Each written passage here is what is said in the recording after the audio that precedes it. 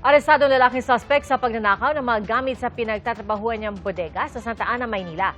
Ang giit ng suspect na gawa niyang krimen dahil hindi raw ibinigay ng may-ari ng bodega ang bahagi ng kanyang sahod. Ating saksihan.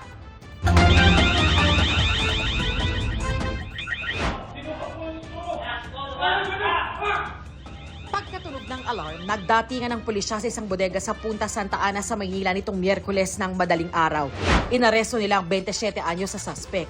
Nabawi sa kanyang ilang construction tools na ninakaw umano niya. Dati na siyang nakakuha doon ng mga tools. Lagi ding nire-report ng warehouse na nawawalan sila ng mga kagamitan. Ilang araw bago siya maaresto, nakunan din ng CCTV ang nasabing suspect sa bodega. Tila nagulat at nataranta ng marinig ang alarm. Isang araw bago yan, nakita din siyang umiihi sa gilid ng parehong bodega. Regular niya ng pinagnanakawan nito. Pinapatay niya yung kuryente na siniswitch off niya para hindi siya maabutan. Na-recover mula sa suspect ang revolver na kargado ng bala. Inaalam na kung nagamit sa iba pang krimen ng baril. Ayon sa pulisya, dati na ring nakulong ang suspect. Dati na rin itong nangulungan sa robbery at membro ito ng isang grupo ng Sputnik Gang.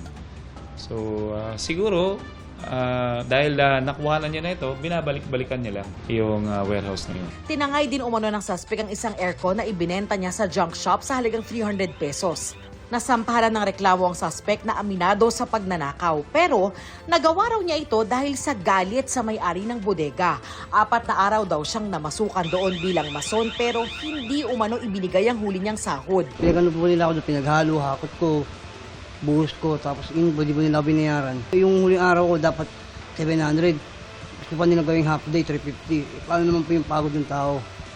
Siyempre, pagkain ko pa. Pagkain namin ng pamilya namin. Sinusubukan naming makuha ang panig ng may-ari ng bodega. Pagnanakaw din ang dahilan ng pagkakaaresto sa isang lalaki sa Quezon City. Ikaw ay ina-aresto sa pagnanakaw.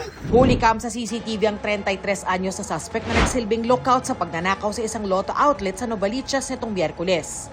Ang krimen, nadiskubre ng empleyado na pumasok kinaumagahan. Nakita niya na forcibly na nasira na yung padlock po.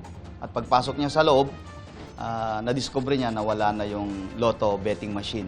Arestado rin ang 25 anyos na lalaking nanloob sa Lotto outlet. Nabawi sa kanilang Lotto betting machine na 24,000 piso ang halaga. Pero pira-piraso na ito. Ayon sa pulisya, dati na rin nakulong ang 25 anyos sa suspect dahil naman sa iligal na droga. Aminado siya sa pagnanakaw. Ngayon, yung mga gamit po, yung ako po doon sa may loob. Anong gagawin mo sana doon sa ninakaw mo na yun?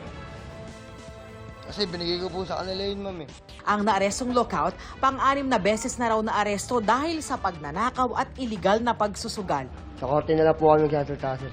Tinutugis naman ang isa pang suspect. Sasampahan sila ng reklamong robbery. Ako si Darlene Kai, ang inyong saksi.